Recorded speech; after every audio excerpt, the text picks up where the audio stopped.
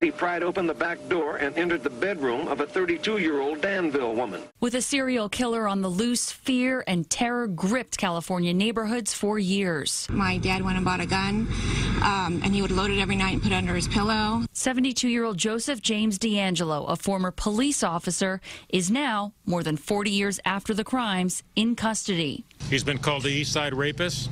He's been called the Visalia Ransacker, the original Night Stalker, and the Golden State Killer. Today, it's our pleasure to call him defendant. Police say the killer committed at least 12 murders, 45 rapes, and dozens of burglaries across the state in the 1970s and 80s.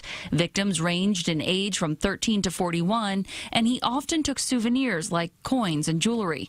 Police say the masked suspect, armed with a gun, would break into homes while single women or couples were sleeping, sometimes tying up the man. So, how did they get him all these years later?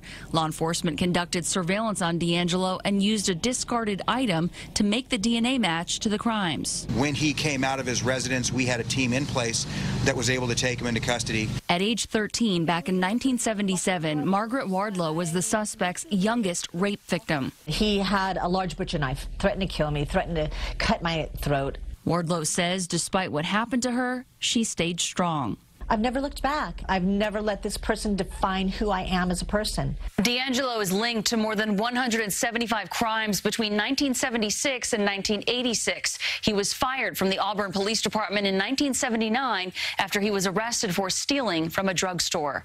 Alice Gaynor, CBS 2 News.